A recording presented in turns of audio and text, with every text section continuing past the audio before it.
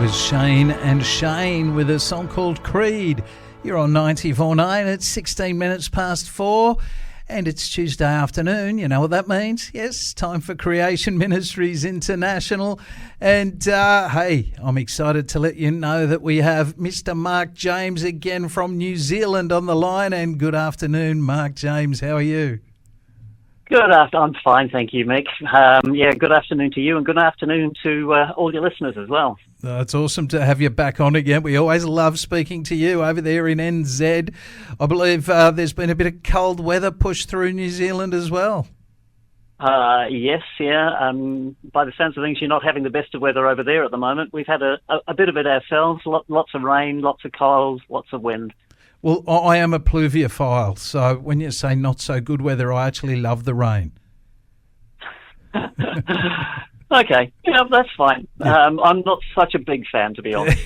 Yeah, I think you're in the same boat as so many other people. Now, look, Mark, we often talk about stuff that's been in the media as well as questions that people might send in. If anybody does have any questions for Mark, please send them in. The number is 0401 949 949. Now, of course, Mark has got his Bachelor of Science honours in Organic Chemistry from Victoria University of Wellington.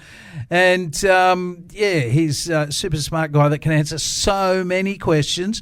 But one of the questions we have for Mark today is a bit of a left field one. This one comes from a story on the internet. And the headline was, Harvard scientist reveals formula that he claims proves God is real. And I thought, this is an interesting one. This guy called Dr. Willie Soon, an astrophysicist and aerospace engineer, he's worked at at Harvard, which is, one of the world's top unis, and Smithsonian Center for Astrophysics for a number of years.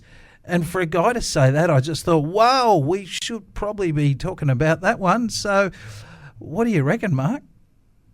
Well, the first thing I'd say, Mick, is I'm an organic chemist. Physics was not something that I really enjoyed at school. In fact, I gave up physics as young as I possibly could. So you're taking me well outside my comfort zone here. But you're a scientist. Come on. Yeah.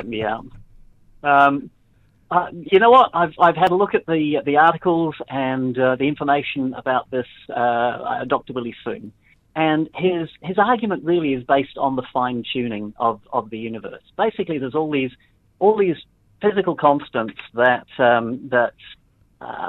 basically govern how the universe operates. Uh-huh. And scientists have known for a long time that most of it, in fact, all of these constants have to be a very specific value for the universe to exist and for life to exist in the universe. Yep. And basically what Dr. Soon is saying is that there is a mathematical formula. I actually couldn't find the mathematical formula that they're talking about, but they have this mathematical formula, and they say that these fine-tuned constants mathematically show that there must be a designer to the universe, that it couldn't have come about by chance. So that's the basis of what he's saying. Yeah, it's sort of like one number out and it just doesn't work. It'll all fall apart. And you guys sort of talk about that type of thing a lot when it comes even to, the human body or any body, any cell, the bits that make us work and all those little organic machines inside us and how they're just so intricate and so work so perfectly together that you just can't take a little piece away and say, okay, fix yourself. It just doesn't happen. It doesn't. But I mean, these fundamental constants that Willie Soon's talking about, and there's quite a few of them. And if, for instance, you change just one constant by a little bit, then that would mean, can I give you an example? Let me see if I can find an example here. Okay, so things like the electromagnetic coupling constant, which binds electrons and protons together in an atom. Mm-hmm. If it was slightly smaller, then few electrons would be held. If it was slightly larger, then electrons would be held too tightly to bond with other atoms. So if that electromagnetic coupling constant is very, very slightly different, then atoms wouldn't exist as we know them today. The ratio of the mass of the electron to the mass of the protein, again, if it was slightly larger or smaller, then molecules wouldn't form. So each of these individual constants have to be exactly in the right value for the universe as we know it to exist. But then these constants are actually interrelated. So if you change one of these constants very slightly, you then have to change all the other constants very slightly as well. And it's almost like having a machine with a whole heap of knobs that you can play with. You can turn these knobs. And the knobs are all in exactly the right position for life to exist. And if you change one of those knobs very slightly, you then have to adjust every single one of the other knobs very slightly as well to make up for the change you'd made with one knob. So it's all interrelated. And I guess when we're talking about something as big as the universe, we're talking about billions and billions and billions of knobs. Well, no. In terms of the constants that we're talking about, the estimate is from dozens of these knobs up to maybe 100 knobs. So there is a limit to the number of constants for the physical universe. Yep. But even so, you've got a bank of maybe 100 knobs. You turn one very, very slightly. You've then got to adjust all the others, and you've got to adjust them in different directions. They don't all change the same amount in the same direction. So it becomes this huge problem to solve. And what this fine-tuning argument says is that all these knobs are set in exactly the right position for life to exist. And Dr. Soon is saying the chance of one of these knobs being in the right position is infinitesimally small. The chance that you've then got all these 100 knobs in exactly the right position is just beyond comprehension and points to the existence of God. Yeah. Wow. It's incredible. Now, oh, yeah, absolutely. Now, the secular scientists, they will dispute this. They dispute all of these things, and they'll say, well, one of the arguments they have is, well, look, we're in a universe that supports life. We're here. If the universe wasn't fine-tuned for life, we wouldn't be here, so we wouldn't know that it isn't fine-tuned for life. So they're just basically saying, look, we won the lottery. We exist in a universe that has all the knobs finely tuned.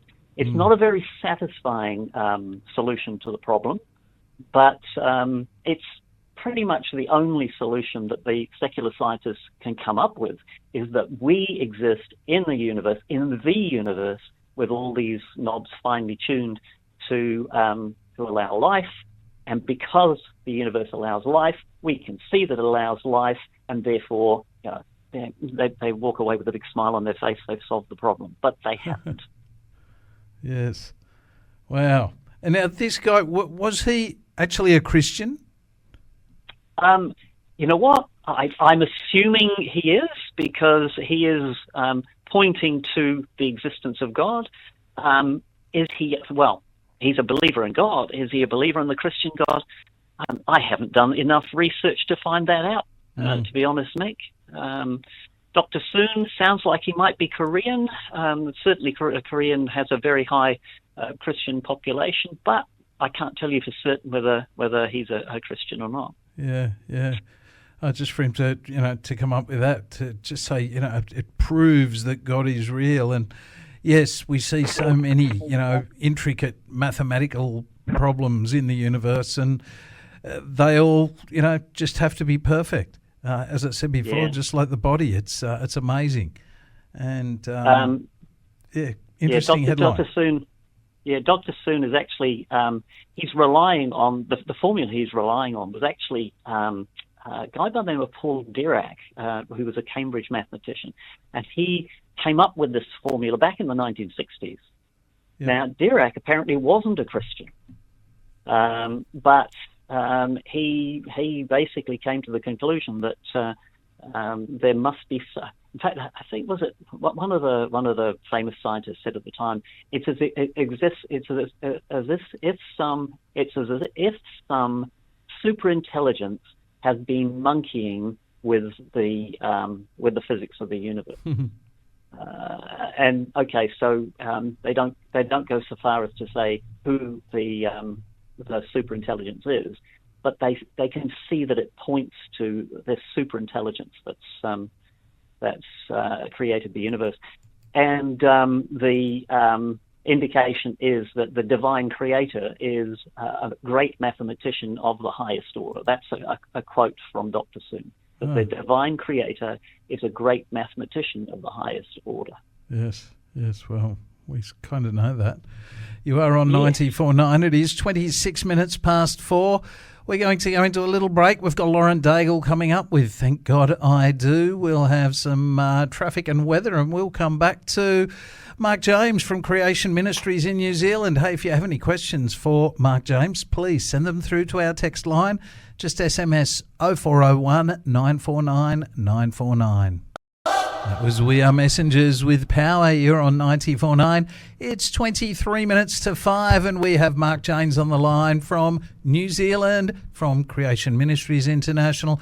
And, of course, you guys have a website, creation.com, which you've written a few articles for Creation, haven't you, Mark? I have, yes. Not a huge number, but I've written a few, yes. Some on the website, some in Creation magazine. Yeah, well, I'm sure there's got to be a lot of authors because there's thousands of pages of information on there.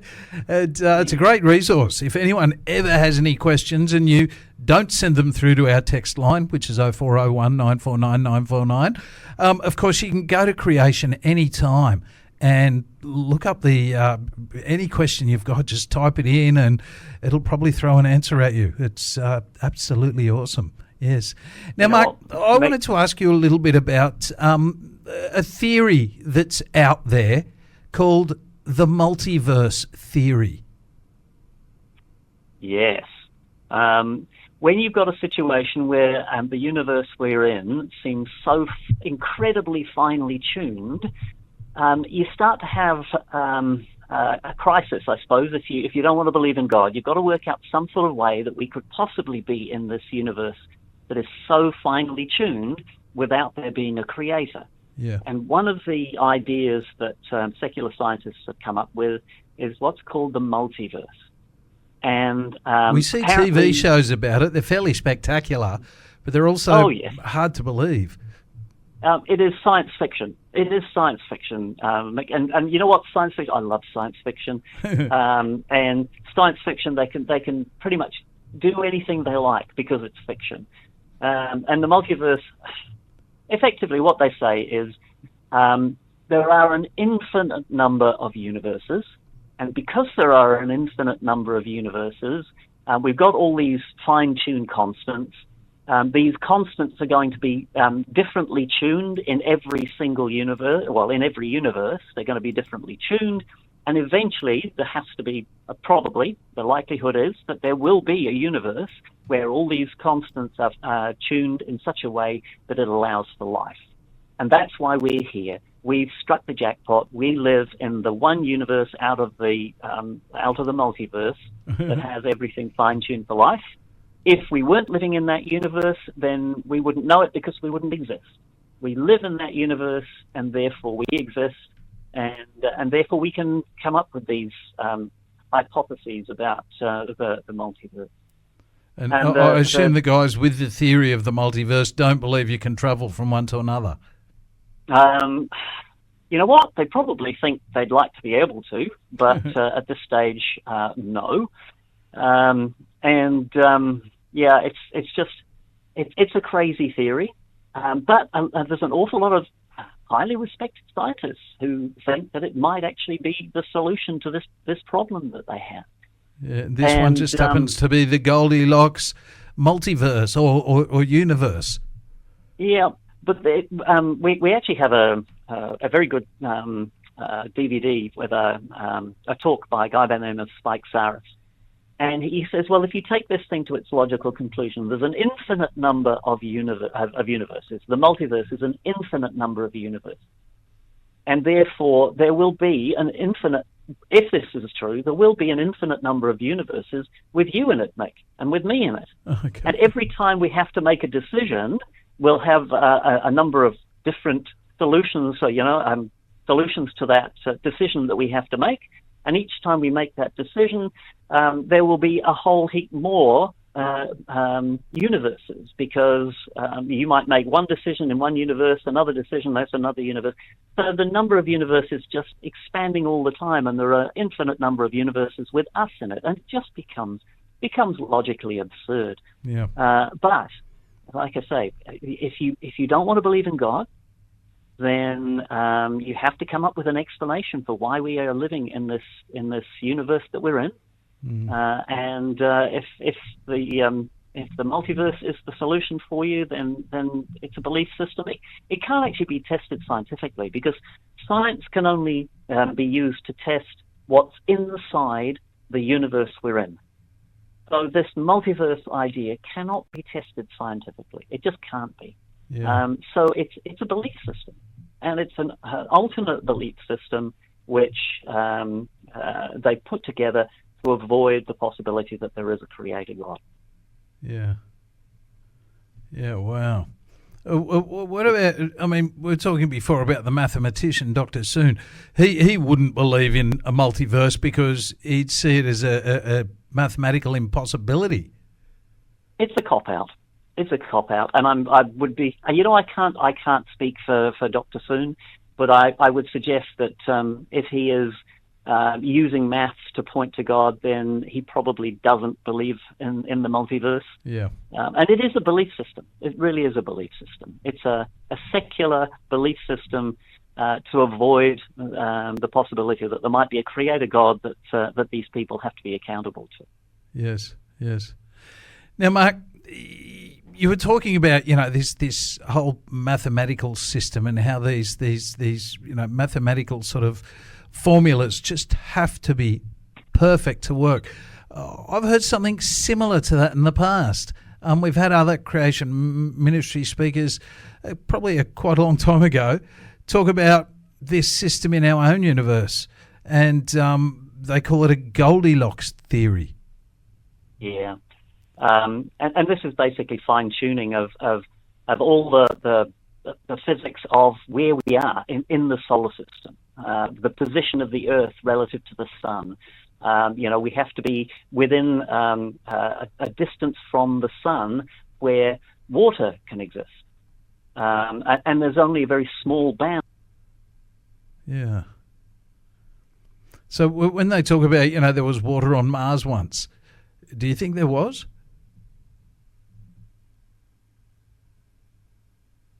Just right.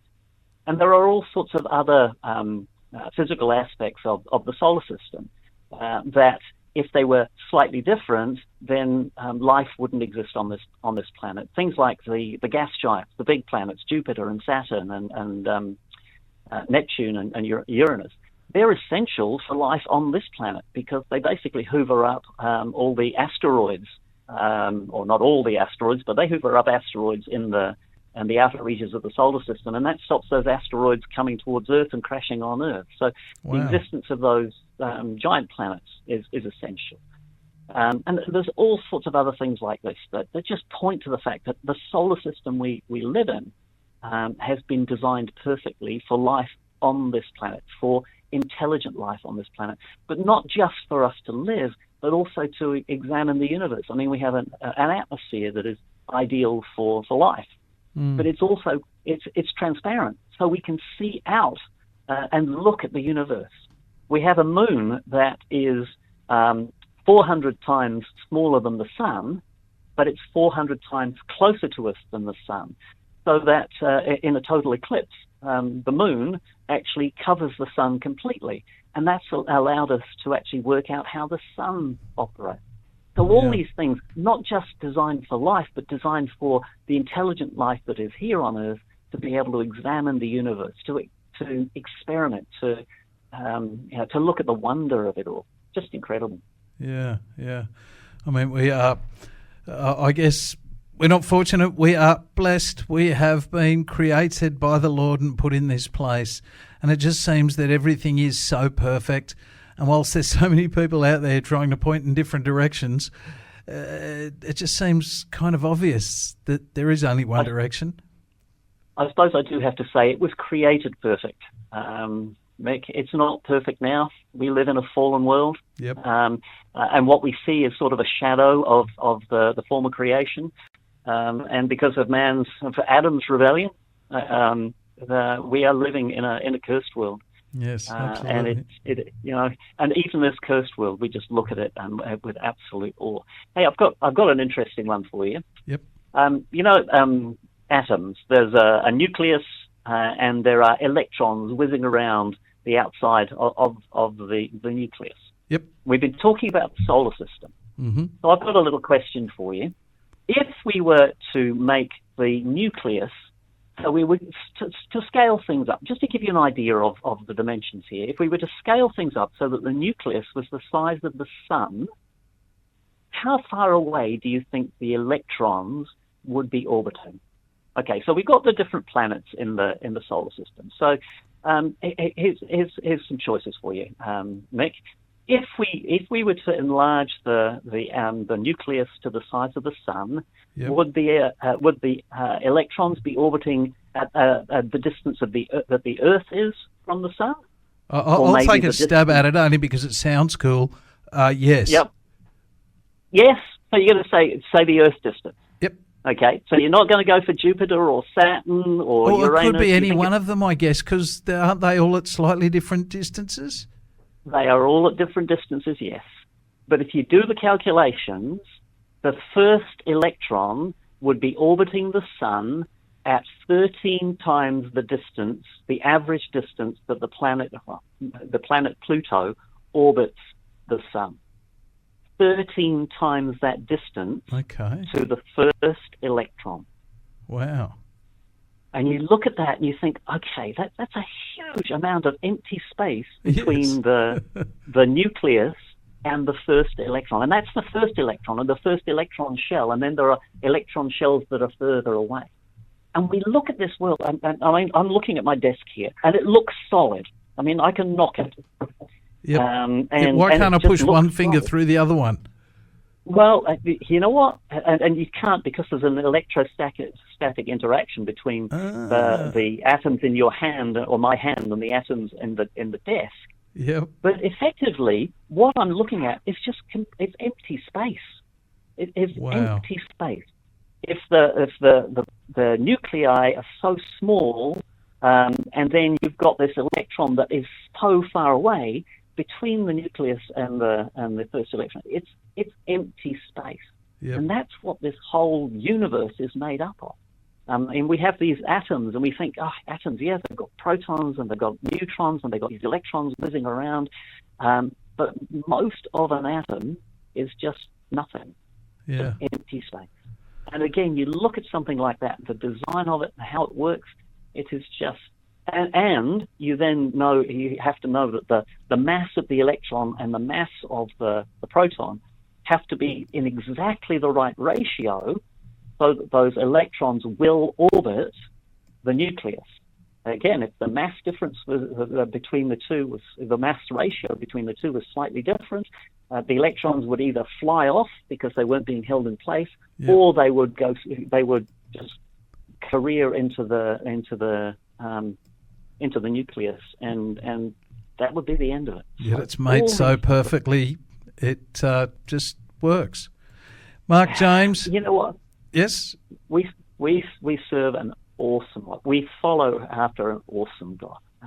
But when you look out at creation, I mean, the Bible talks about us looking out into creation and being without excuse. Mick, we really are without excuse. Yes. It's awesome. Thank you, Lord. Thank you, Mark, for your time this afternoon. Our time has come to an end. Thank you so much, and I believe we'll be chatting with you again next week.